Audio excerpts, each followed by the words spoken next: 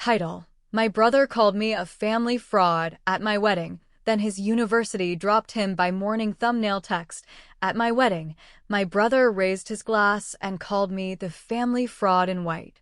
Mom protected him. I froze the account he had drained. By 8:19 a.m., the university withdrew his enrollment for non-payment. Mom called screaming. 10 minutes after I became a wife, my younger brother lifted his glass toward our wedding guests and called me the family fraud in white. Then he tipped red wine across my wedding dress. The room went silent. My mother rushed toward him, not me. He did not mean it, Renata whispered. Do not make this worse. I watched the wine spread through the ivory silk, darkening the bodice in a slow, uneven line. Then I handed my bouquet to my husband, Soren, walked into the venue manager's office, and froze the education account Corbin had been draining for months. By 8:19 the next morning, his university would remove him from the program.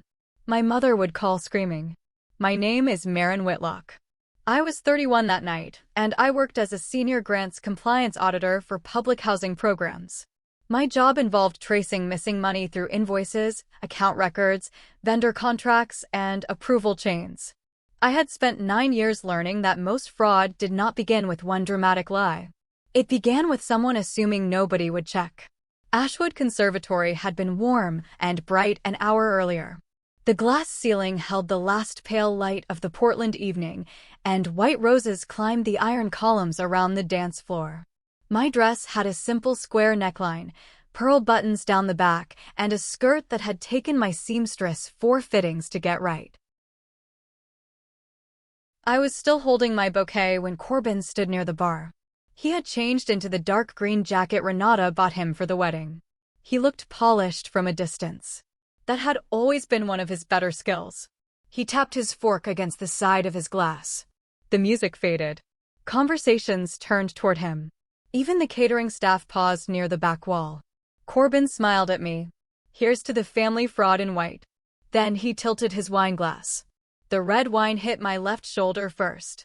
Cold. Sharp. It ran over the silk, across the front of my dress, and down toward my waist.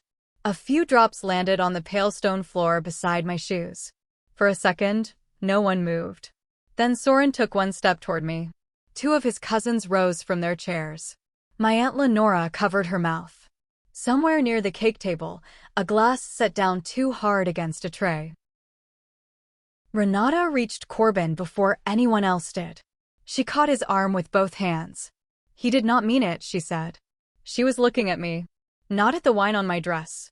Not at the guest staring at her son. Not at Soren, whose jaw had gone still beside me. Do not make this worse, she added. That sentence landed more cleanly than the wine had. Corbin expected tears. He expected me to raise my voice.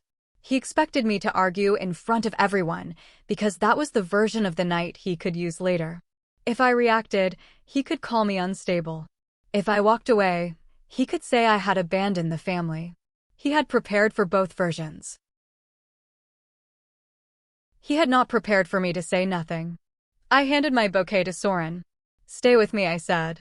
He nodded once. We crossed the room without looking back. The venue manager, a woman named Elise with a silver keyring clipped to her belt, opened the small office behind the reception desk without asking questions. She had seen the dress. She had seen Renata's hand on Corbin's arm. Inside, the office smelled like printer toner, lemon cleaner, and old paper. I locked the door. Soren stood near the window while I sat at the desk and opened my banking application. My hands were dry. That surprised me. The phone screen felt cold against my palm. The education reserve account ending in 7714 appeared first. It had been created after my father died. His insurance payment had been split legally, but Renata insisted that Corbin's portion should stay protected because he was younger and still needed a chance. I had agreed to help. Later, after I had built a steady salary, I added my own money to the account so he could finish graduate school without taking on high-interest private loans. The account was mine. Corbin had a restricted debit card. It covered tuition, books, basic rent, and real emergencies. He was never an owner. Renata could view the statements, but she had no right to move money. The balance made my eyes stop. His final tuition installment was due before midnight. The account held only enough to cover a fraction of it. I opened the transaction list. There were charges I did not recognize. There was a hotel payment, several restaurant charges, cash withdrawals, a purchase from an electronics store, a transfer labeled Creative Studio deposit. I did not need to understand every line yet. I only needed to stop the next one. I selected Freeze Account. A confirmation window appeared. I pressed Confirm. Then I opened account settings, disabled overdraft protection, and filed a disputed activity alert for the most recent transfer. If Corbin tried to force the tuition payment through, the bank would not pull the difference from my personal savings. The office stayed quiet for several seconds. Then my phone started ringing. Renata. I let it ring. She called again. Let it ring. Then Corbin called. Let it ring. At 10:42, Renata left a voicemail telling me to return to the reception and apologize for embarrassing my brother. At 10:47, she sent a message saying the guests were uncomfortable. At 10:53, she wrote that Corbin had been drinking and did not understand what he was saying. I read each message once. Then I placed my phone face down on the desk. Soren took my bouquet from where he had set it beside the printer and held out his hand. We are leaving, he said. I stood. The red wine had begun to dry against the fabric. It pulled slightly at the silk when I moved. We walked through the staff corridor, past stacked banquet chairs and metal carts covered with white linens. No one stopped us. No one asked us to go back. Outside, Portland air hit cool against my face. My phone buzzed again as we reached the car. This time it was not Renata. It was a bank notification. Pending transaction attempt declined. Education reserve account ending in 7714. I opened it. Corbin had tried to move another $3,200. The timestamp was 11:06 p.m. He was still trying. And now I knew exactly where to start looking. The drive to the bungalow in Selwood took 23 minutes. I know because the dashboard clock changed from 11:14 to 11:37 while Soren drove south through streets still wet from an earlier rain. Neither of us spoke much. My wedding dress filled half the passenger seat, its skirt gathered under my hands, while the red stain across the front darkened in the low light. Soren kept both hands on the wheel. At a red light near Southeast Tacoma Street, he looked over once. Do you want me to call the police? No, do you want to go back and get our things? Not yet. He waited until the light changed before asking the next question. What do you need? Facts. That was enough for him. The bungalow had been rented for 4 nights because Ashwood Conservatory was too far from our apartment for us to want to drive home after the reception. It was small, clean, and recently renovated, with pale wood floors, a narrow kitchen, and one large window facing a row of wet cedar trees. When we came inside, Soren locked the door behind us. I stood in the living room for a moment, still holding the bottom of my dress away from the floor. The red wine had dried at the waist, leaving the silk stiff where it had soaked through. It looked less like a spill now and more like a mark placed there on purpose. Soren disappeared into the kitchen and returned with a glass of water. I took it but did not drink. I'm going to change, I said. The dress can wait. No, I need to see it somewhere else. He understood what I meant. The bathroom was small enough that the skirt brushed the cabinet when I turned. I unfastened the pearl buttons one by one, careful not to pull the fabric. When I stepped out of the dress, I folded it over my arm and carried it into the living room. I placed it across the upholstered chair beside the window. The red stain faced outward. Then I opened my laptop. Soren sat at the far end of the sofa, close enough to be present, but far enough to let me work. He had removed his jacket, but still wore his white shirt, the collar slightly bent from the long night. His wedding ring caught the light when he rested his hand on his knee. I logged into the bank portal and pulled up the education reserve account ending in 7714. That account had existed longer than Corbin's graduate program, longer than my job at Riverbend Civic Grants, longer than the apartment Soren and I now shared near Laurelhurst Park. It started after my father died. His insurance company issued separate payments to Renata, Corbin, and me.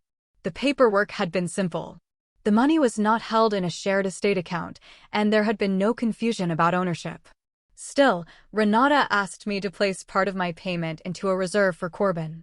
He still needs a chance, she told me then. I was 24, working my first compliance position for a county housing contractor, and I said yes because helping sounded like the responsible thing to do. Over the next 7 years, I added more money.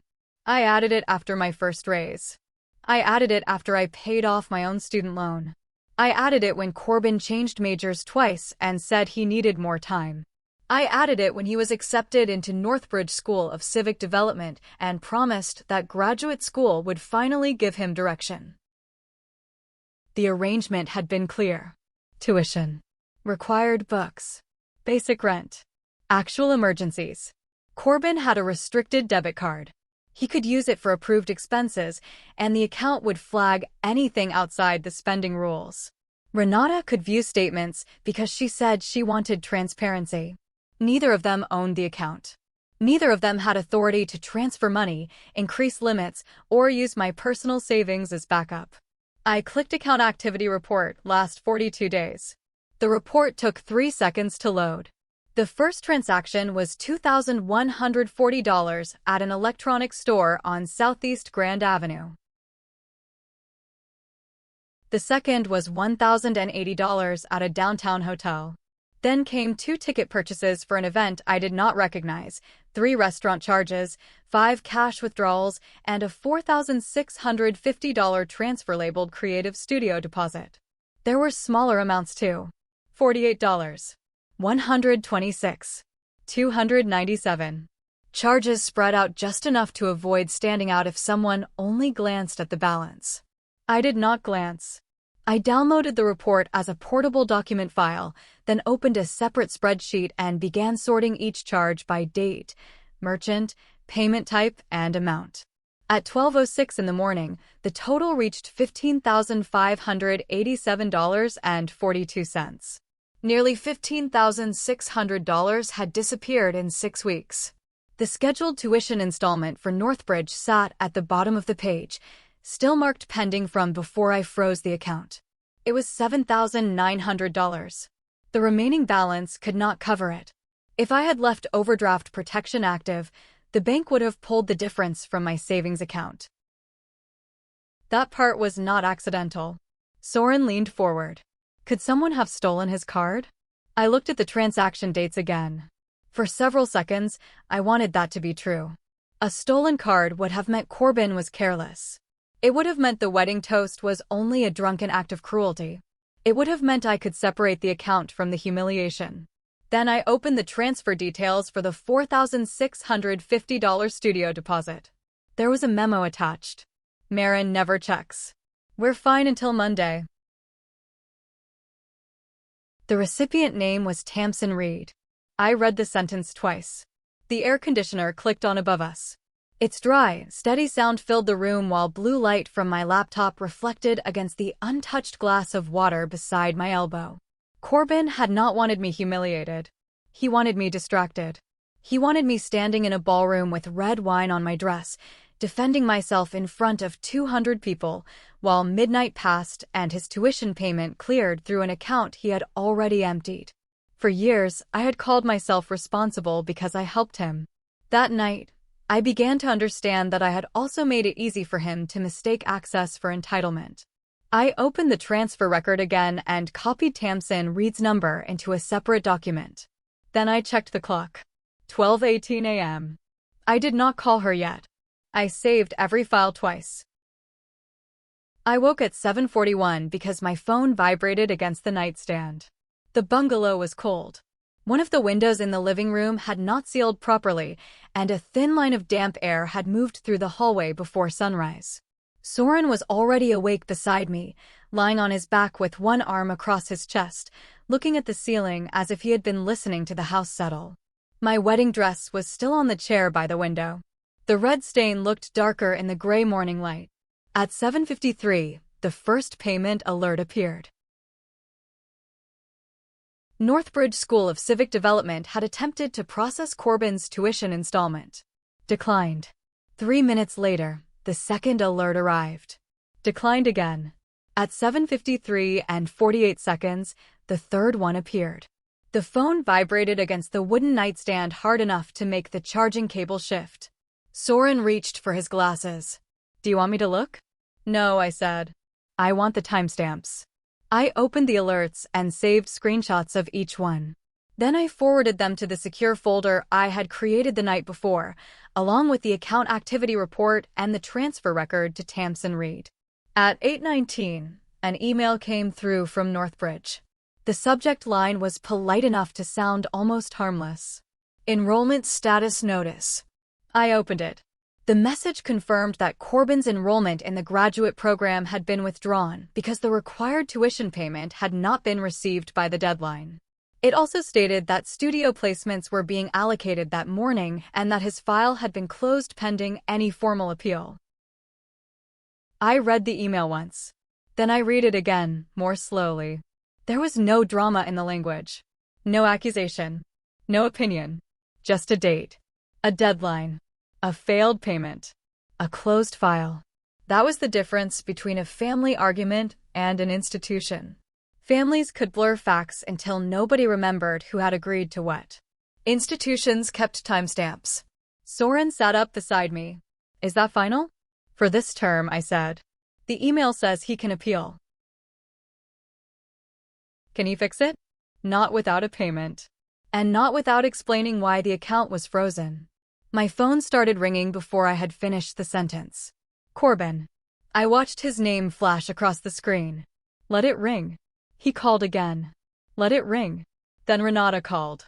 Let it ring. Corbin called a third time. Renata called twice more. By 8:31, there were 9 missed calls on my screen and 2 voicemails waiting. I did not open either voicemail. At 8:34, Renata called again. The 7th time. I answered. "What did you do?" she said before I spoke. Her voice came through the speaker too loud, thin at the edges, as if she had been crying or shouting for several minutes before she reached me. "I froze an account after I found unauthorized transactions." "You turned it off." "Turn it back on right now. The bank has it under review." "Corbin's classes are gone. Then he should speak to the bursar." There was a pause. I could hear movement behind her, a door opening and closing somewhere in the background. Corbin was probably there. I pictured him pacing in her living room, still wearing the dark green jacket from the wedding, still waiting for someone else to repair the night. "You knew the payment was due," Renata said. "Yes." "You knew what would happen?" "Yes." Her breath caught. "You did this because you were angry about what he said." "No.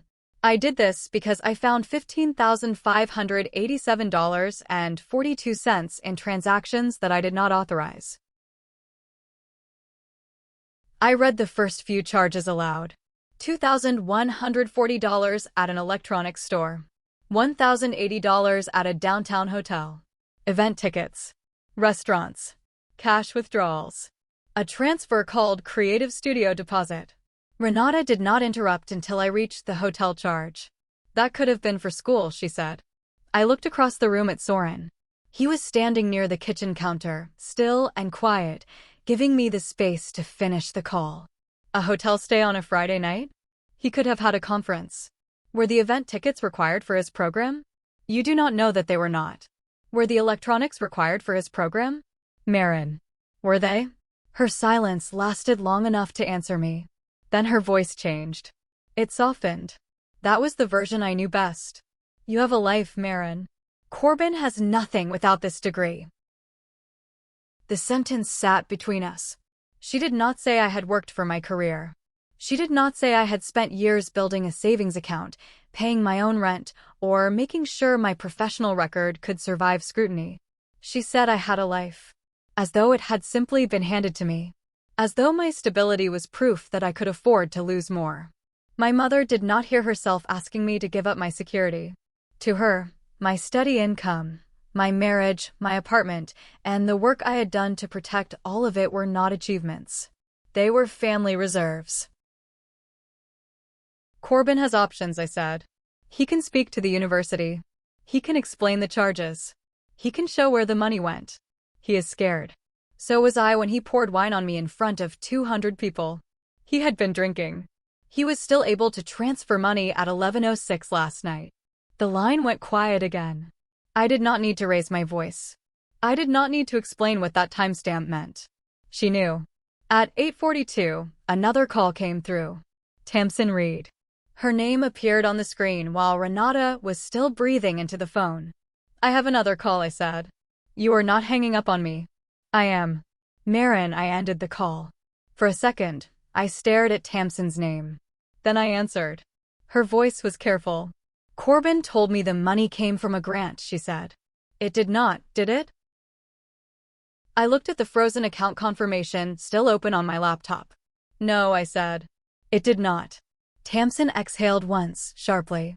Then you need to see what he submitted to Northbridge. The morning had gone quiet around me. Outside, rainwater slid from the cedar branches in slow drops. Inside, my phone rested warm in my hand. And, for the first time, I understood that the money was only the first layer. Tamsin sent the files at 9:06 that morning. There were 23 attachments in the first email, followed by a second message with 6 more files because the originals had been too large to send together. I saved everything before opening anything. Then I made 3 folders on my laptop. Original files. Working copies. Timeline. That was the order I used at work whenever a case involved altered documentation.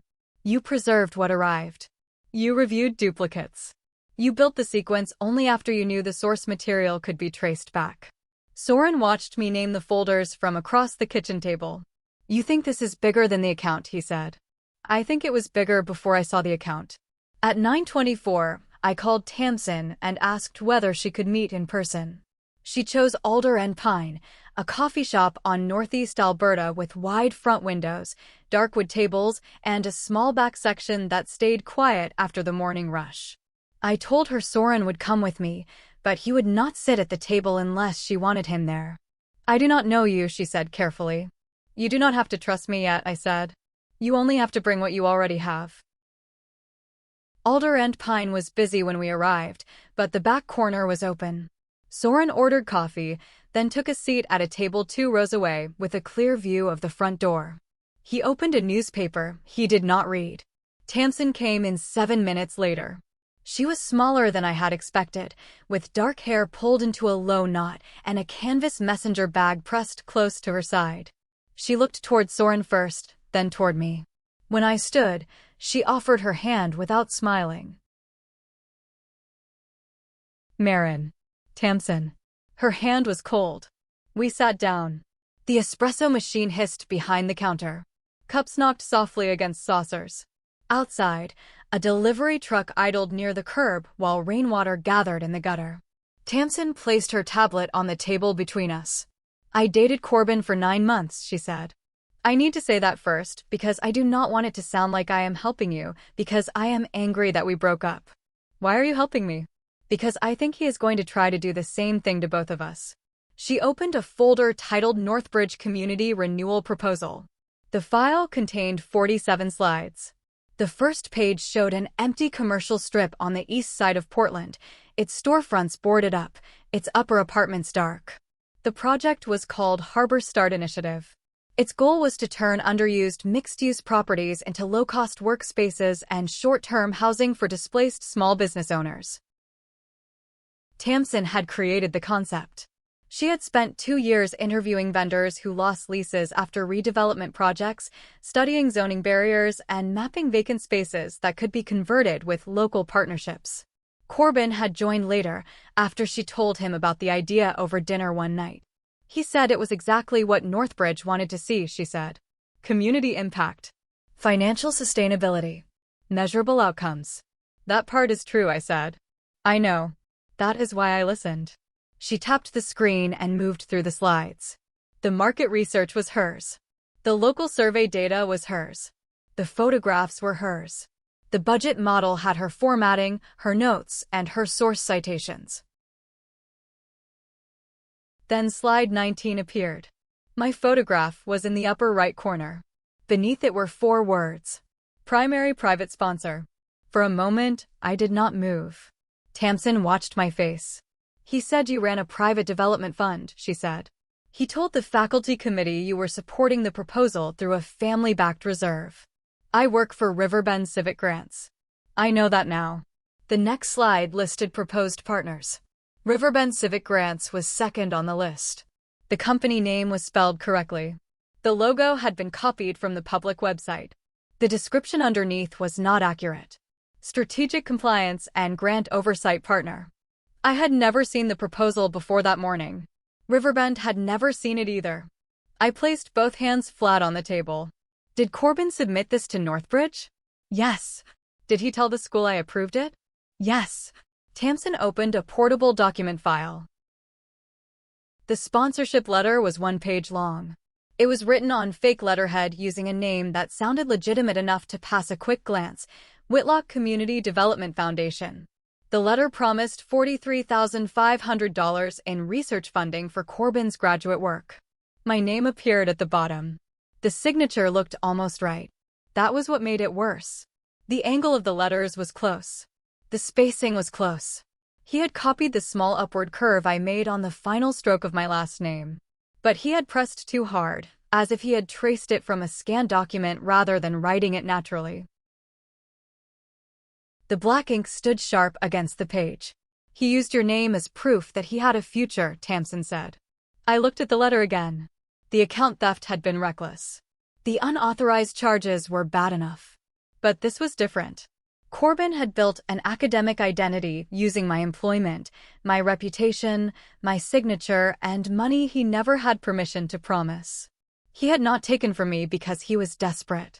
He had taken because he wanted to stand somewhere he had not earned. Tamsin opened the message thread next. 2 weeks earlier, she had asked Corbin where the funding was coming from. He told her I controlled the money because I wanted credit for everything he did. He said I had always treated him like a charity case. Then she showed me the message sent 3 days before the wedding. Marin will overreact if I push her in public. That is the point. Once she looks unstable, nobody will care why the funding got delayed. The coffee machine hissed again. I could hear someone laugh near the front counter. I looked at the words until they stopped being words and became a plan. The wine had been planned. The toast had been planned. Even my humiliation had been turned into a financial strategy. Corbin did not call me a fraud because he believed it. He called me a fraud because he needed the room to look at me before anyone looked at him. Tamsin kept scrolling. The message thread between her and Corbin had 63 screenshots, all exported with timestamps visible at the top.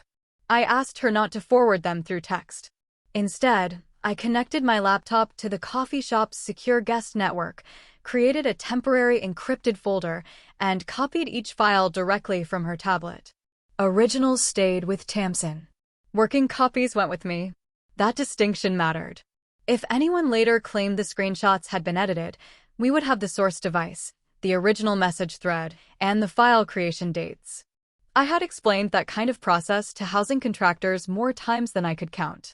It felt different sitting across from a woman who had been pulled into my brother's plan. Tamsin watched me label each folder. You do this for work? I do it when people think records will protect them. That sounds like him. It is sounding more like him every minute. She opened another section of the thread. The messages had been sent during the week before the wedding. Corbin had written that he needed me angry enough to react in public.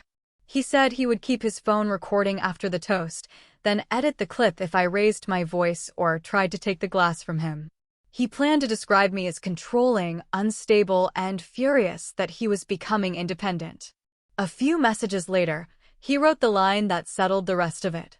Once Marin is married, she will be too distracted to check anything. I copied that one into the timeline folder and marked it with the timestamp. Thursday, 6:14 p.m. 2 days before the wedding. Tamsin looked down at her hands. I thought he was exaggerating, she said. He could be cruel when he felt cornered, but I did not think he would use your wedding like that. He did not need to be cornered, I said. He needed time. She nodded slowly. Then she showed me messages from the week before that. Corbin had demanded that she assign full ownership of Harbor Start Initiative to him before the faculty committee reviewed the final proposal. He said she could stay on as a research assistant if she wanted, but the public-facing credit needed to be in his name because his family backing made him the credible lead. Tamsin refused. Her reply was short and direct. The work began before you joined it. The research is mine. The project is not yours to take. Corbin's answer came 11 minutes later. He wrote that he could tell Northbridge she had falsified budget figures. He said he could make it look as though she had inflated projected renovation costs and diverted grant preparation money into personal expenses. He also said that without his financial support, nobody would believe she could fund the proposal herself. The threat was not sophisticated. It was simply cruel enough to work if nobody checked the documents. Tamsin, I said, did he ever have access to your bank accounts? No, your project files? Yes. I let him review drafts at my apartment. Did he have your passwords? No, but he knew where I kept the backup drive. I wrote that down. It was not proof yet. It was a lead. There was a difference. I need your permission to preserve all of this, I said. The messages, the proposal drafts, the invoices, the cloud revision history, anything you have that shows who created what and when. You can have copies. You keep the originals. Do not delete anything. Do not confront him. Do not warn him that you spoke with me. Her expression changed at that. You think he will try something else? I think he already has. Soren looked over from his table. He had not moved much in the last hour, but he had heard enough to understand the shape of the problem. When I caught his eye, he stood and brought our coats over. Tamsin gathered her tablet and messenger bag. I am sorry, she said. You did not do this. I helped him believe it. You believed someone you were dating. That is not the same as helping him commit fraud. She looked like she wanted to argue, but she did not. Outside, the rain had slowed to a mist. Soren opened the passenger door for me, and I sat down with my laptop bag on the floor at my feet. The car smelled like leather, damp wool, and the faint cedar scent from the air freshener clipped near the dashboard. My phone vibrated in the cup holder. Renata. I did not open the message immediately. Soren started the engine and pulled away from the curb. Dahlia, he asked. Yes. Dahlia Voss had represented Riverbend Civic Grants 3 years earlier during a federal compliance review involving falsified subcontractor invoices. She had a quiet office near the courthouse, a reputation for reading every attachment herself, and a habit of pausing before she answered questions. I trusted people who paused. She answered on the second ring. Marin. I need an appointment today. What happened? My brother used my name and signature in a university funding letter. He also listed my employer as a project partner without authorization. There was a short silence. Send nothing through regular text, she said. Bring your devices. Bring the bank records. Bring the original sender if she is willing, but do not pressure her. We can be there in 30 minutes. I will clear the conference room. Dahlia's office was on the 4th floor of a brick building across from the Multnomah County Courthouse. By the time we arrived, Tamsin's files had been copied to an external drive, the bank report had been printed, and my phone had vibrated 11 more times. I finally opened Renata's message while Soren parked. There was a photo attached. Corbin sat on her living room sofa with his elbows on his knees and his head lowered between his hands. He looked smaller in the image than he had at my wedding. Renata had written only one sentence beneath it. Soren has turned you against your own family. For years, one sad photograph had been enough to make me repair what Corbin broke. This time, I looked at it and saw a man waiting for someone else to pay the bill. I typed one response. Ask Corbin where the $15,600 went. Then I locked my phone and carried the evidence upstairs. Dahlia's conference room had one long walnut table, 6 black chairs, and a window facing the courthouse plaza below. By 1:18 that afternoon, the tabletop was covered with the kind of paper trail Corbin had spent months assuming nobody would assemble. The account activity report, last 42 days. The bank transfer details for Tamsin Reed. The 47-slide Northbridge proposal. The sponsorship letter with my copied signature. The exported message thread. Dahlia sat at the end of the table with a yellow legal pad and a fountain pen. She had been practicing civil fraud and institutional compliance law for 19 years. During the federal review where we first met, she had found a missing subcontractor disclosure buried on page 86 of a filing that 3 other attorneys had already signed off on. She did not rush. She read every page. At 1:42, my phone rang. Renata. I watched it vibrate against the wood. Dahlia looked up once, then returned to the sponsorship letter. You can take it, she said. Do not argue. Ask questions. I answered on the 4th ring. Marin, Renata said. Her voice was lower than it had been that morning. I know Corbin borrowed some money. I looked through the window at the wet pavement below. How much did you know? He said it was temporary. That was not my question. She did not answer. I rested my hand against the edge of the table. The grain pressed into my palm. He told me the project would get funded, she said finally. He said he would replace everything once the money came through. There is no project funding. He has a proposal. He has a proposal built with Tamsin's work, my employer's name, and a foundation that does not exist. Renata inhaled sharply. He said you agreed to help him. He copied my signature. He said you agreed. I turned toward Dahlia. She had stopped writing. Her pen rested across the legal pad, perfectly straight. Mom, I said, a person saying I agreed does not make a signature real. You do not have to make this public. It is already public. He submitted it to Northbridge. I mean, you do not have to destroy him over it. The phrasing was familiar. In our family, the person who documented the damage was always blamed for making the damage visible. Renata began offering solutions one after another, each one shaped to sound reasonable if you ignored what it required of me. I could create the Whitlock Community Development Foundation for Real. I could issue a short-term bridge loan until Corbin finished the semester. I could tell Northbridge the letter had been an early draft that should not have been submitted. I could say the frozen account was a misunderstanding. Each option required a different lie. Each lie would become another document with my name on it. Dahlia held out her hand. I gave her the phone. Mrs. Whitlock, she said, calm and clear, this is Dahlia Voss. I represent Marin regarding the unauthorized use of her identity and the disputed account activity. Renata's voice sharpened immediately. This is a family issue. It became an institutional issue when false financial sponsorship documentation was submitted to a graduate program and an employer affiliation was used without authorization. He is her brother. Dahlia's face did not change. Yes, she said. That does not create legal authority. Renata was quiet for several seconds. Then she came back to me. But he's your brother. That was the sentence that had protected Corbin for years. It was never a reason. It was a command. I took the phone from Dahlia. No, I said. I did not add anything after it. Renata waited. When I gave her nothing else, she ended the call. Dahlia kept her pen. Good, she said. Now we proceed in the correct order. The first report went to Riverbend Civic Grants. I drafted the disclosure myself, because I knew exactly what my supervisor would need, the known facts, the documents attached, the date I learned of each item, and the confirmation that I had not approved the use of the organization's name. At 2:26, I sent it to my supervisor, Malcolm Rusk. At 2:31, I sent a separate identity misuse notice to Northbridge School of Civic Development.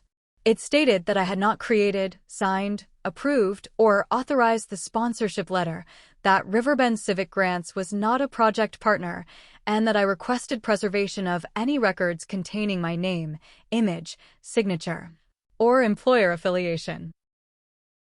Dahlia reviewed both messages before I clicked send. Then we completed the bank fraud report.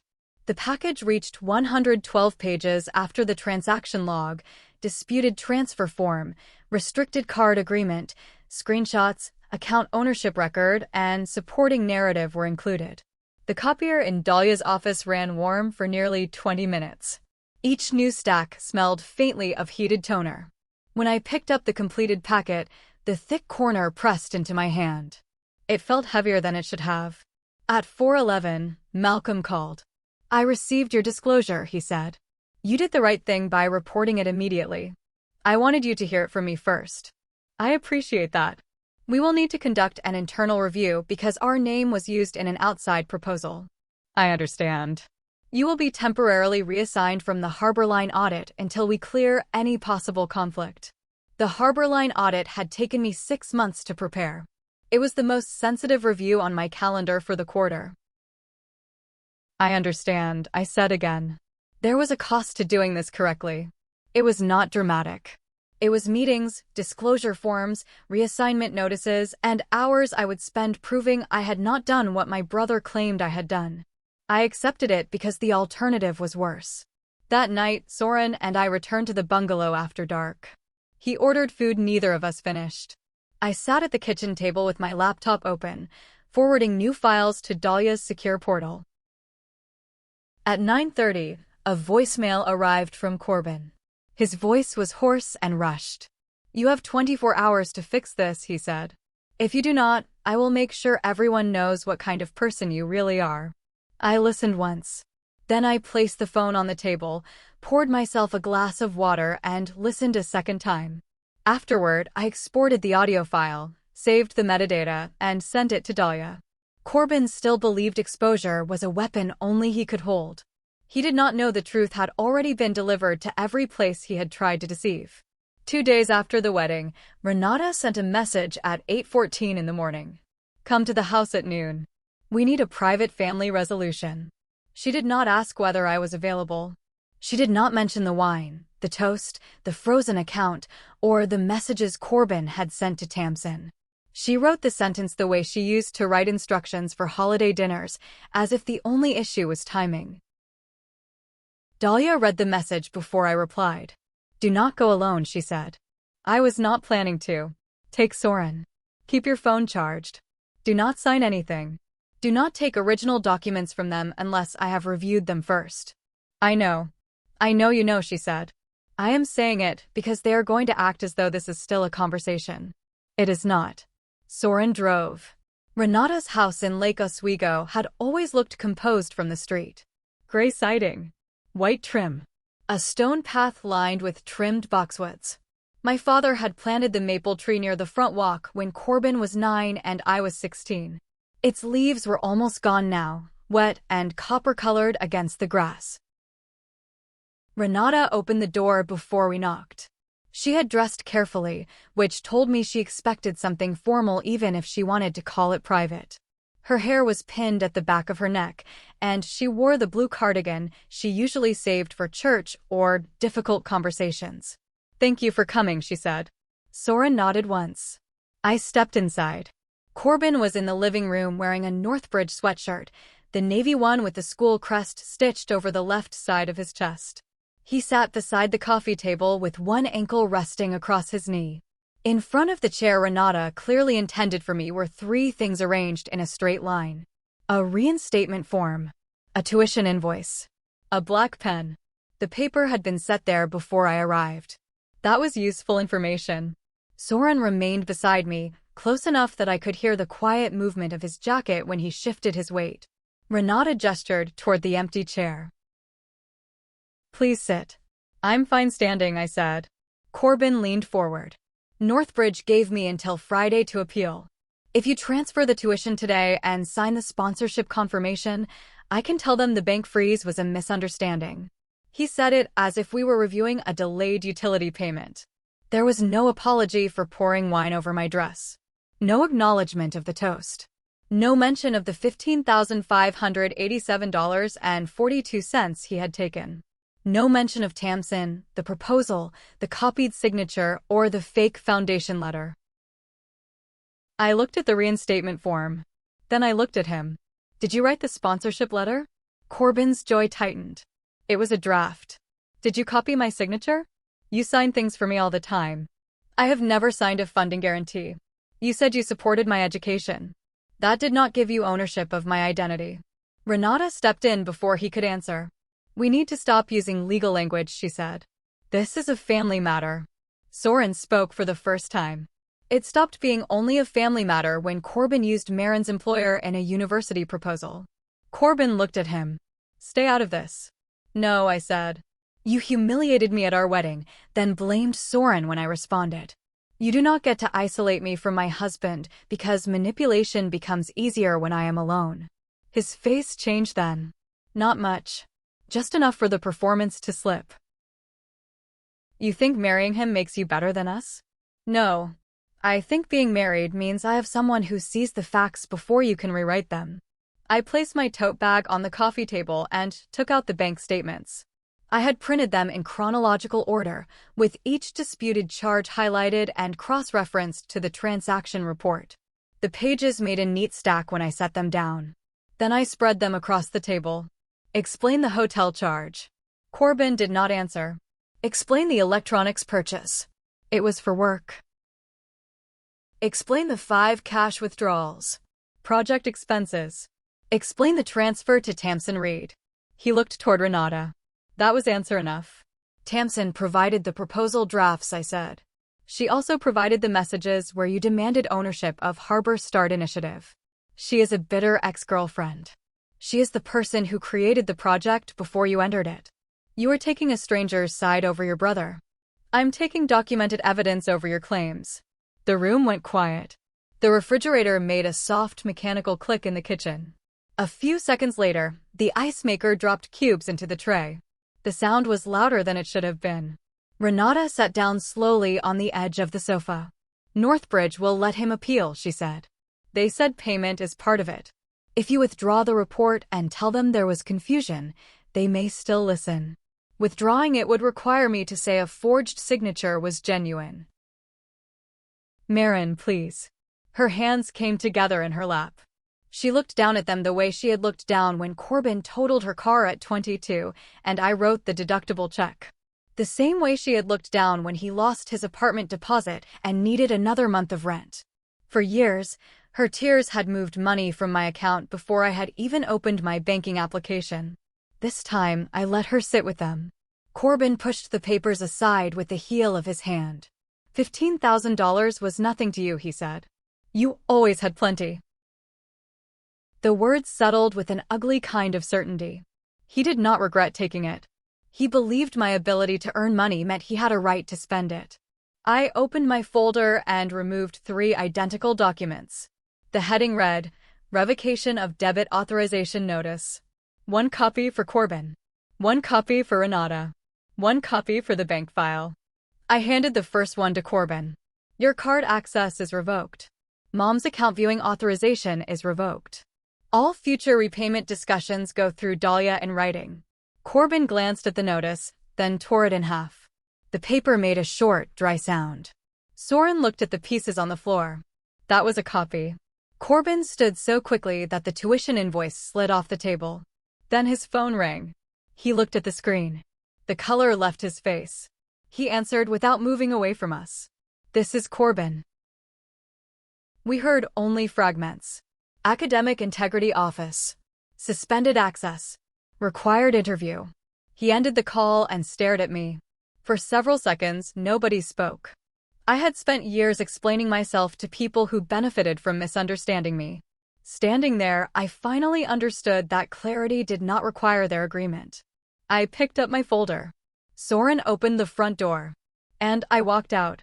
Northbridge moved faster after the meeting at Renata's house.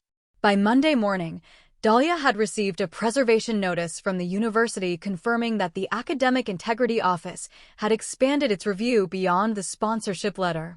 The school was now examining recommendation letters, partnership agreements, budget commitments, and every supporting document Corbin had submitted with the Harbor Start Initiative proposal.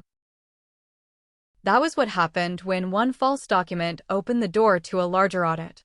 Institutions did not stop at the first inconsistency if the first inconsistency involved a forged signature, a non-existent foundation, and a private employer used without permission. They cross-referenced dates. They checked affiliations. They verified signatories. They looked for patterns. Corbin had built his application as though nobody would do any of that. At 10:17 that morning, Tamsin came to the bungalow with a gray external drive, a printed project timeline, and a small stack of notes in a manila folder. She had slept very little. I could see that from the crease across one cheek and the way she kept rubbing her thumb over the edge of the drive. "I brought the originals," she said. I moved aside so she could come in. Soren was at the kitchen table with coffee and 2 clean mugs waiting. He did not ask her questions. He only offered her a chair. Tamsin opened the folder. The first document was the original budget draft for Harbor Start Initiative, dated 8 months before Corbin ever appeared in the project files. The second was a cloud revision history showing her edits, her notes, her uploaded survey data, and Corbin's later changes. The third was a recording from a virtual planning meeting held 3 weeks before the wedding. She had saved it automatically through the meeting platform. We listened to it once. Corbin's voice was clear. "If they need support letters, I can manufacture whatever support the committee needs." Nobody spoke after the clip ended. The refrigerator hummed. Rain moved softly against the kitchen window. I copied the recording to the secure folder, preserved the metadata, and sent Dahlia a message confirming that Tamsin had delivered original source material. Then I uploaded the file through her encrypted portal. At 11:04, Malcolm Rusk called from Riverbend Civic Grants. "Can you come in this afternoon?" "Yes." "You are not in trouble, Marin." "I know. I want that on the record before you walk through the door." Riverbend's offices occupied the 3rd floor of an old brick building near the river. The hallways smelled like copier paper and burnt coffee. Malcolm met me in the conference room with a printed copy of my disclosure report, a representative from Human Resources, and the internal counsel assigned to review the misuse of our name. They asked practical questions. When did I learn about the proposal? Had I ever communicated with Northbridge on Corbin's behalf? Did I have any financial interest in Harbor Start Initiative? Did anyone at Riverbend know about the false partnership claim before I reported it? I answered each question with the same records I had already provided. The dates matched. The timelines matched. The files matched. At 2:48, Malcolm told me I would be temporarily reassigned from the Harbor Line audit until the review was complete. Harbor Line was a sensitive audit involving municipal funding allocations and disputed contractor billing. I had spent 6 months assembling the preliminary analysis. Losing it, even temporarily, meant handing work I had built with care to another auditor. I nodded and signed the reassignment notice. There was no point pretending it did not cost me something. But I had reported the fraud before the rumor reached my employer. That mattered. I would rather lose a few weeks of work than explain why I had kept silent while my name appeared on a false funding letter. By the time I reached the bungalow, it was after 5. Soren was sitting on the porch with his laptop open. He looked up when I came through the gate. Corbin posted something. I set my bag down. "What?" He turned the screen toward me. The video was 27 seconds long. It began after the wine had already been poured. The frame showed Soren guiding me toward the door, one hand at my elbow. My dress looked stained. I looked pale. The camera angle excluded Corbin, excluded the raised glass, excluded the laughter. The caption read, "My sister canceled my education after I made an honest joke about family finances. She has always hated that I need help." For several hours, strangers believed him. The comments came fast. Some called me cruel. Some called me selfish. One person wrote that a wedding did not give me the right to ruin someone's future. I read 12 comments. Then I closed the screen. Soren waited. "You do not want to respond?" "Not publicly." "You are sure?" "Yes." For the first time, I did not rush to control what strangers believed. The truth had records. It could survive a few hours without my panic. At 6:26, a notification appeared from my cousin Briar. She had posted the full video. Not a cropped version. Not an edited clip. The full recording began with Corbin tapping his fork against the glass. It showed him smiling at me. It captured every word. "Here's to the family fraud in white." Then came the wine. The room went silent exactly the way I remembered it. Soren stepped toward me. Renata grabbed Corbin's arm. Her voice was clear enough to hear through Breyer's phone recording. He did not mean it. Do not make this worse. Within 20 minutes, other wedding guests posted their own clips. 11 recordings in all. Different angles. Different distances. The same story. None showed me threatening Corbin. None showed me screaming. None showed me doing anything except hand my bouquet to Soren and leave. At 7:03, Tamsin posted a short statement of her own. She did not name every detail. She only confirmed that the dispute involved unauthorized financial transactions and false claims connected to a project proposal. That was enough. By 7:41, Corbin's internship supervisor had placed him on administrative leave from the planning consultancy. I forwarded every new post, recording, and timestamp to Dahlia. Then I shut my laptop. Corbin thought exposure was a weapon only he knew how to use.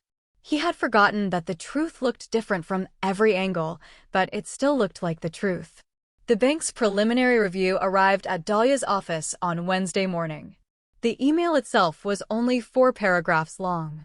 It confirmed that the disputed transactions were under active investigation, that provisional credit procedures had been initiated for part of the balance, and that the bank had completed an initial review of device access records, withdrawal footage, and transaction authentication data.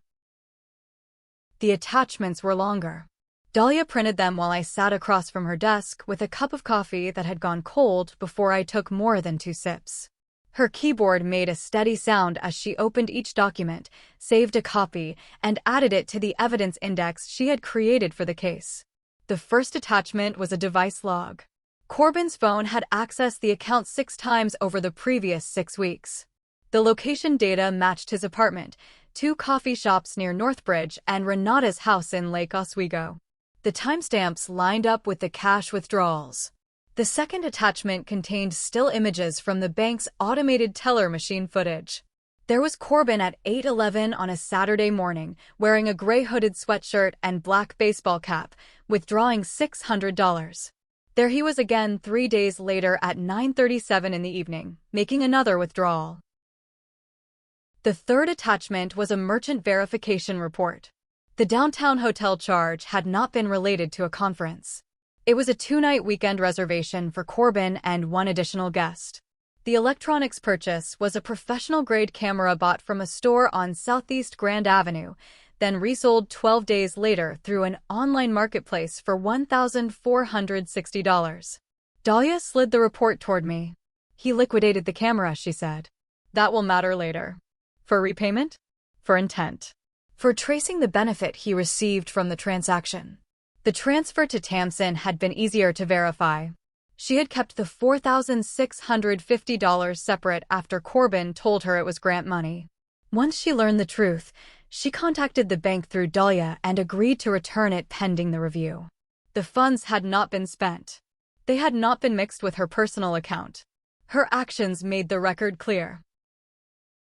She had not intended to keep stolen money.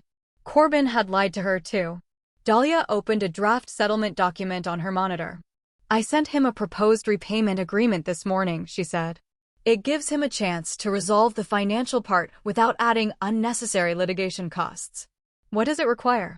Monthly payments, disclosure of any assets purchased with disputed funds, no contact with your employer, no use of your identity or company affiliation, and a written acknowledgement that he had no authorization to use your name, signature, or account. And if he refuses? Then we preserve everything and proceed formally. At 11:26, his answer arrived. Dahlia read it once, then turned the monitor so I could see. Family members cannot steal from each other when the money was meant for the family.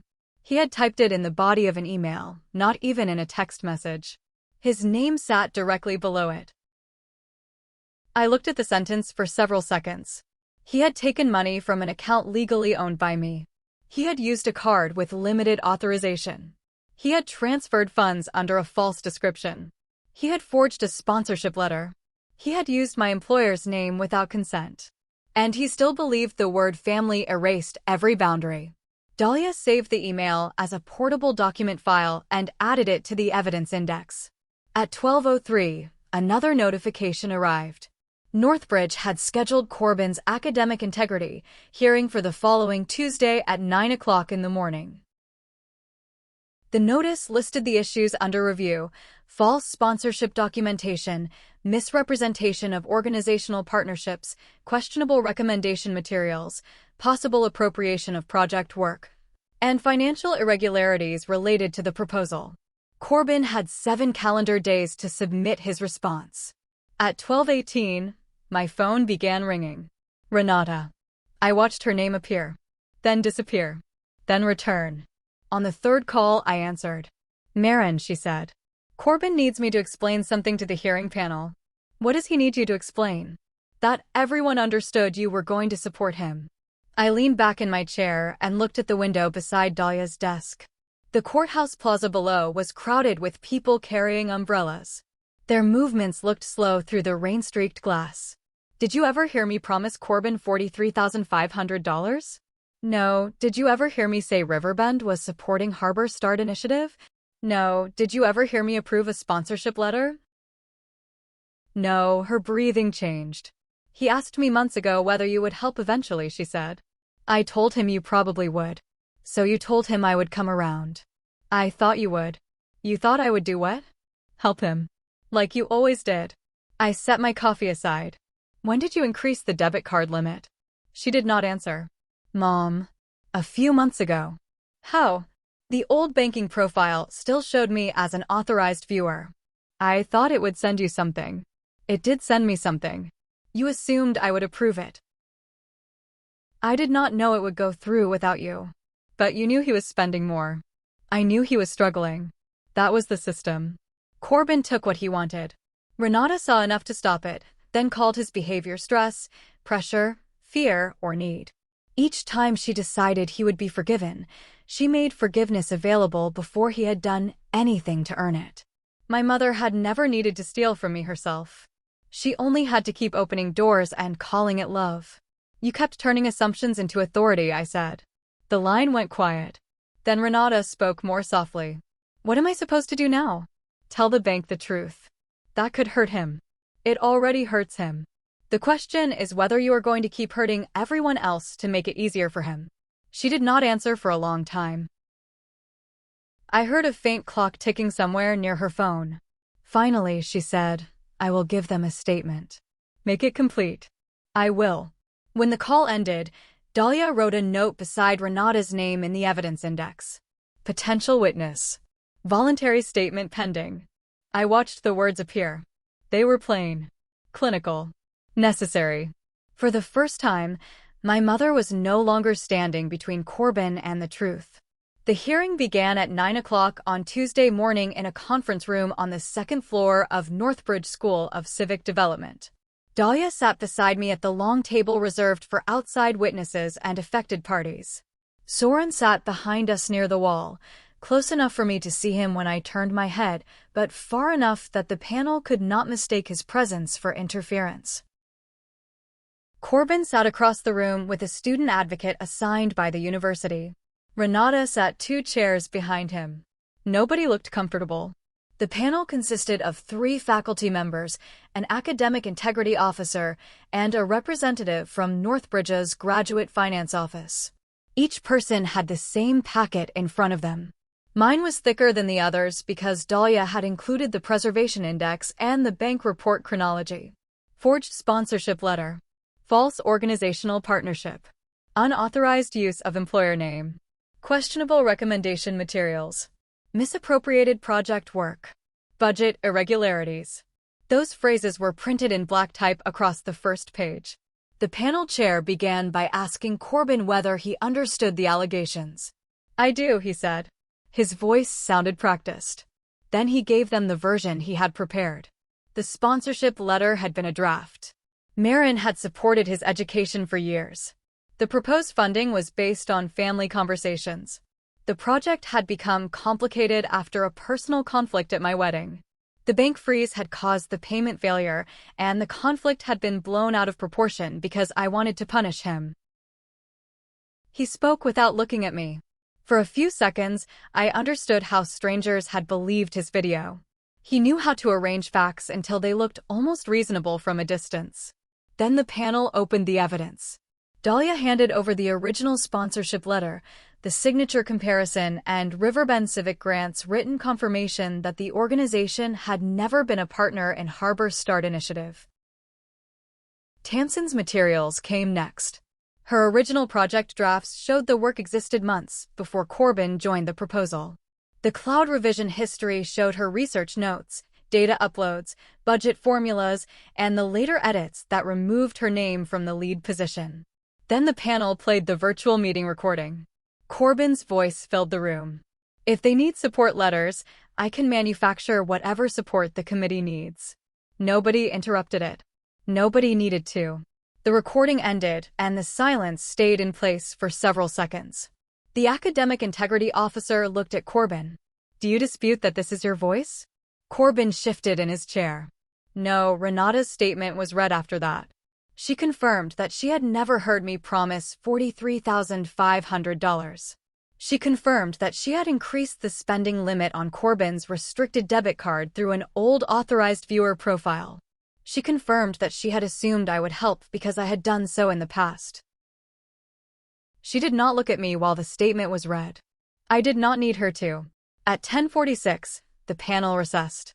Dahlia and I stood near the window at the end of the hall while students passed outside with backpacks and coffee cups.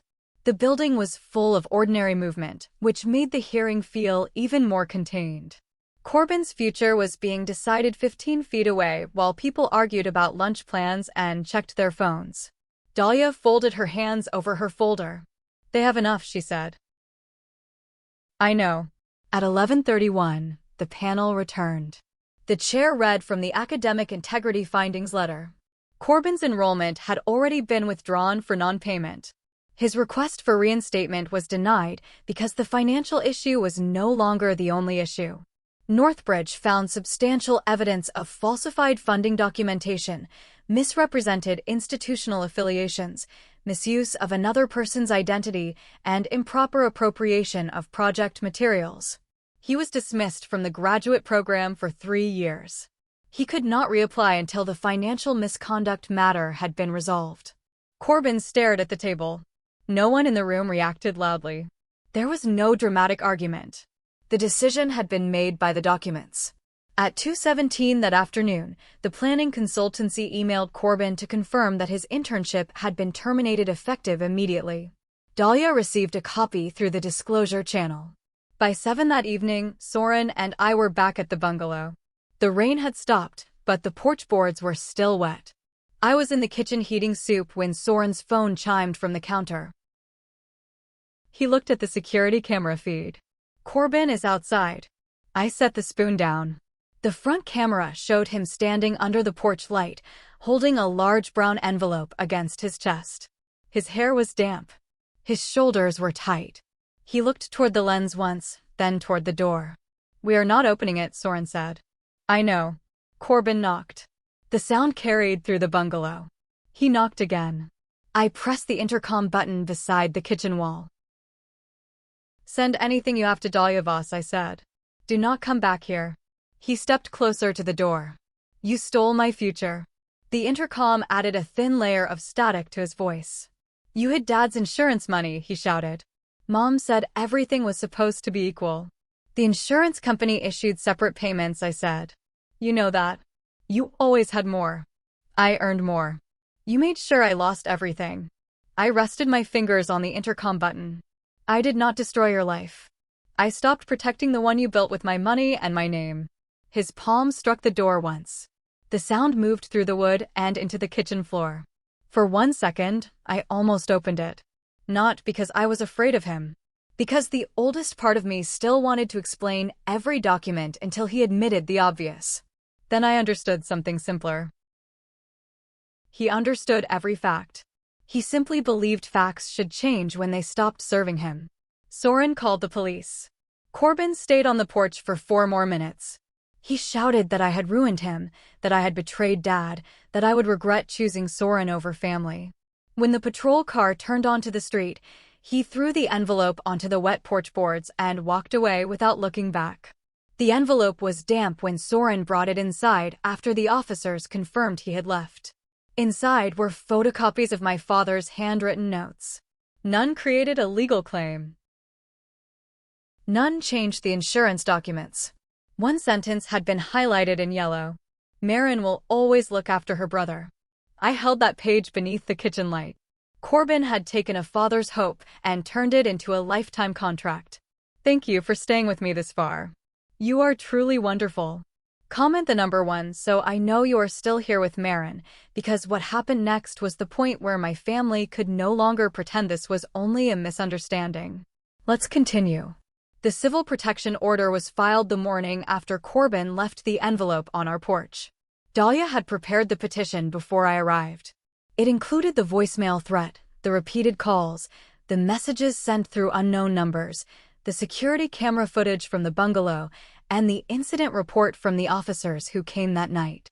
I read every page before I signed. The request was narrow.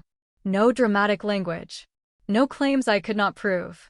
It asked that Corbin stop appearing at my home, stop contacting me through new numbers, and stop using third parties to pressure me into direct communication.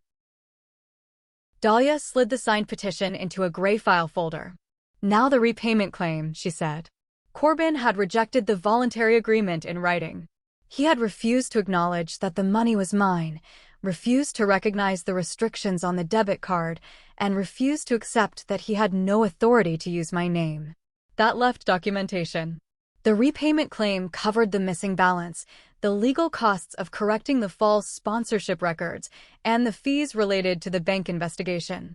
It did not include punishment. It did not need to. The numbers were enough. 3 days later, Renata came to Riverbend Civic Grants without calling first. My office was on the north side of the building, with one wall of glass looking toward the river. I had been reviewing a contractor disclosure file when the receptionist sent a message that my mother was waiting downstairs. I did not rush. I finished the paragraph I was reading, saved the file, and told the receptionist she could come up. Renata entered carrying a cardboard document box with both hands. She looked older than she had at the hearing. Not weaker. Just less defended. She placed the box on the small meeting table near my window. I brought everything I could find, she said. Inside were printed bank statements, text messages, screenshots of old account notices, and a handwritten timeline in blue ink. She had listed dates when Corbin asked for rent money, when she called me about utility bills, when she used the authorized viewer profile to increase the spending limit, and when she told Corbin I would probably help him if he waited long enough. The last page had 3 lines written more heavily than the rest. He told me he planned to expose you at the wedding. I thought he meant a sarcastic toast. I did not warn you because I thought you would remove him from the ceremony. I read the page without looking up. He does not speak to me now, Renata said. I placed the paper back in the box. He is angry because you stopped lying for him. He says I chose you over him. You chose the truth. She sat down slowly. For years, I thought love meant stopping him from failing. I moved my water glass an inch to the right and watched the sunlight bend through it onto the table. Sometimes falling is how people learn where the ground is. Renata folded her hands. He was always afraid you would leave him behind. That does not explain why he used my name. No, it does not explain why he stole from me. No, it does not explain why you protected his invitation instead of my wedding. That sentence stayed between us. Renata looked toward the river. I know. I did not need her to collapse in front of me. I needed her to stop asking me to carry the weight of choices she had finally admitted were hers. So I gave her the boundaries in the same order Dahlia and I had written them. If Renata wanted contact, she could continue counseling. She would never again have access to any of my accounts. She would not negotiate with Corbin on my behalf. She would not send me photographs meant to create guilt. She would not ask me to resume contact with him. She listened without interrupting. Then she nodded. I understand. The civil discovery process found more than I expected. Corbin had resold the camera purchased with the restricted debit card. Dahlia's investigator located the marketplace listing, the buyer confirmation, and the linked payment receipt. The same review found a rejected business loan application submitted 2 months before the wedding. The guarantor named in that application was Whitlock Community Development Foundation, a foundation that did not exist. By the time mediation was scheduled, Dahlia's settlement packet had grown to 86 pages. The mediation center in downtown Portland had beige walls, polished wood tables, and an air conditioning system that made the room colder than necessary. Corbin sat across from me with his attorney, a man named Grant Keller, who had the careful expression of someone reading bad news in real time. The bank mediator reviewed the transaction log. Dahlia reviewed the resale listing. Renata's signed statement was added to the record. Then Grant read Corbin's email refusing repayment because family members could not steal from each other. He set the printout down. For the first time, Corbin did not have an answer ready. Grant leaned toward him and spoke quietly. I could not hear every word, but I heard enough. Settlement is the best available option. Corbin's eyes moved from the gray packet to me. He looked like he expected one more rescue. I did not offer one. The final agreement required him to repay the missing account balance, the legal fees, and the documented costs of correcting the false records. The least luxury sport utility vehicle he had been driving was surrendered and sold, with the proceeds credited toward the debt. The remaining amount would be paid monthly under a court-enforceable plan. At 4:38 that afternoon, Corbin signed. The pen made a soft scratch across the paper. Dahlia signed after him. Then I signed. I did not look at Corbin when I stood. I picked up my folder, buttoned my coat, and walked out into the rain. Northbridge did not reverse its decision. The final notice arrived 11 days after mediation, delivered through Dahlia's office because Corbin had listed her as his point of contact for the financial misconduct record. The language was brief and procedural. His dismissal remained in effect. His 3-year bar from reapplying remained in effect. The university would not reconsider his case until the repayment agreement had been satisfied and the integrity findings had been formally resolved. The planning consultancy reached the same conclusion. Corbin's internship was not restored. Several of his former classmates removed him from professional group chats and project circles after Tamsin's original drafts, cloud revision history, and meeting recording became part of the university file. Nobody made a public spectacle of it. They simply stopped associating their names with his. That was more damaging to him than angry comments ever could have been. Corbin had always cared about appearing capable. He liked being the person with plans, contacts, and access to things other people did not understand. Once those people saw how much of that image had been built from borrowed work and false support, the image could not hold its shape. Tamsin, on the other hand, kept moving. 3 months after the hearing, she relaunched Harbor Start Initiative under her own name. She changed the title slightly, registered the proposal through a legitimate local nonprofit partner, and removed every page Corbin had touched. Her updated project focused on temporary commercial space, microgrants, and lease support for small business owners displaced by redevelopment projects along the east side. She did not ask me to fund it. That mattered. Instead, I sent her 1 public grant database, 2 city planning resources, and the contact information for a community development workshop that accepted outside applicants. Everything I gave her was available to anyone willing to do the work. I did not use Riverbend's name. I did not call in favors. I did not create another private rescue system with a different person standing in it. Tamsin understood. A month later, she sent me an email with a photograph attached. She was standing beside a folding table at a neighborhood event, holding a small framed certificate. The subject line read, Community Innovation Award. The award came with $7,500 in project support and a place in a 6-month mentorship program. It was not a massive grant. It did not solve every problem. But it was earned, documented, and connected to her own work. I printed the notice and placed it in a folder labeled Positive Outcomes. Soren saw it on the kitchen counter that evening. She did it, he said. She did the part Corbin said she could not do without him. Soren smiled slightly. That probably bothers him. It is not my concern whether it bothers him. That was true. It took me longer than I expected to say it without feeling the need to explain myself. The call came on a Sunday afternoon while Soren and I were walking along the Willamette River near the East Bank Esplanade. The sky was bright but cold, and the wind came off the water hard enough to push loose strands of hair across my face. Cyclists passed us in short bursts. Their tires made a soft rushing sound against the damp path. My phone rang from an unknown number. I almost ignored it. Then I answered. Marin. Corbin's voice had changed. Not softer. Just flatter, as though he had rehearsed what he wanted to say and found that none of the versions worked. You got everything you wanted, he said. I kept walking. No, I said. I wanted a brother who respected me. You made me lose Northbridge. You lost Northbridge when you submitted documents that were not true. You could have called them. You could have told them I was sorry. What exactly were you sorry for? There was a pause. Wind pressed cold against my cheek. Soren glanced at me but did not slow down. I'm talking to you, aren't I? Corbin said. I stopped near the railing and looked down at the river. Contact is not accountability. What does that even mean? It means an apology names what you did. It accepts responsibility. It does not ask for a reward before it has earned trust. You always make everything sound like a report. You made it a report when you used my identity. You are so self-righteous. He ended the call. The phone stayed warm in my hand for a few seconds after the line went dead. Soren stood beside me without asking whether I was all right. He knew better than to turn every hard moment into a question I had to answer. We started walking again.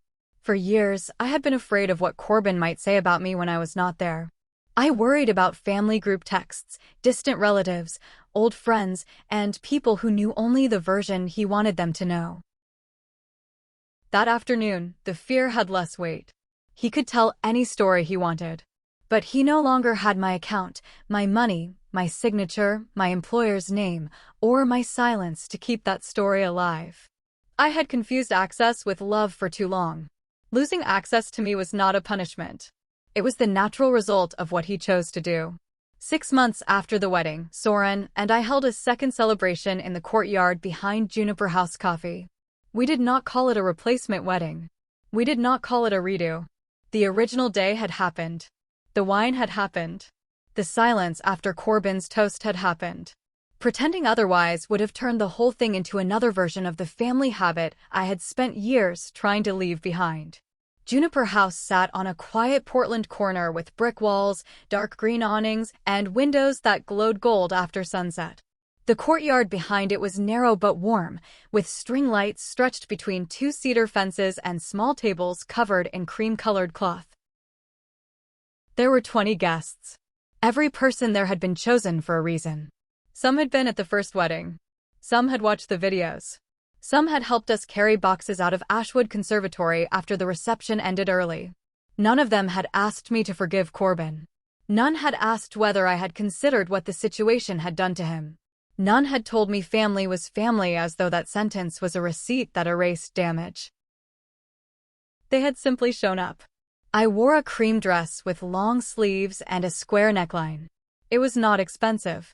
It did not have pearl buttons or a fitted silk skirt. I bought it from a small boutique 3 weeks before the celebration, and it fit without alterations. My original gown had been cleaned. The wine could be removed, the seamstress told me.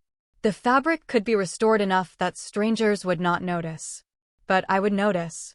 I had placed the gown in a garment bag at the back of our closet and left it there. Soren found me near the courtyard gate before the guests arrived. He wore a navy suit and the tie I had given him on our first anniversary, long before either of us thought we would need a second wedding celebration to mark the first one. He looked at me for a moment. "You're sure about this?" he asked. "Yes. I know. I just wanted to hear you say it." I smiled slightly. "We are not replacing our wedding," I told him. "We are celebrating the marriage that survived it." He reached for my hand. That was enough. The ceremony itself lasted 12 minutes. A friend of Soren's read a short passage about choosing each other after the room had gone quiet. We exchanged no new vows. We did not need new promises. We had kept the first ones. When the ceremony ended, people clapped softly, then moved toward the tables where Juniper House had set out coffee, sparkling water, lemon cake, and small plates of butter cookies. The courtyard smelled like roasted coffee beans and warm sugar. The string lights above us turned on as the sky darkened, and the whole space took on the kind of quiet glow that made people lower their voices without being asked. Renata arrived 20 minutes after the ceremony began. She came alone. She wore a charcoal coat over a pale blue dress and stood near the gate until I looked her way. There was no hesitation in her face, but there was also no expectation that I would rush toward her. I walked over. "Thank you for coming," I said. "Thank you for letting me." She handed me a small envelope. I wrote this because I did not want to say something incomplete. The paper was thick and cream-colored. My name was written across the front in Renata's careful handwriting. I did not open it immediately. "You can have coffee," I told her. "There is a table by the heater." She nodded. She did not ask whether Corbin had contacted me. She did not ask whether I had changed my mind about the boundaries. She did not say the word reconciliation. That restraint was new. Later, after most of the guests had gathered near the cake table, I opened the letter. It was 4 pages long. Renata listed each thing she had done. She wrote that she increased Corbin's card spending limit through the old authorized viewer profile. She wrote that she knew he planned to expose me during the wedding toast and chose not to warn me because she did not want him removed from the ceremony. She wrote that she assumed I would support the $43,500 funding commitment without ever asking me. She wrote that she had used tears, fear, and urgency to pressure me into rescuing him. The final paragraph did not ask for forgiveness.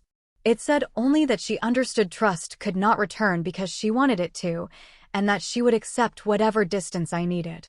I folded the pages along their original creases.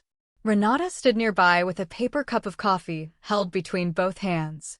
She looked older in the warm string light, but less guarded than she had been at Lake Oswego.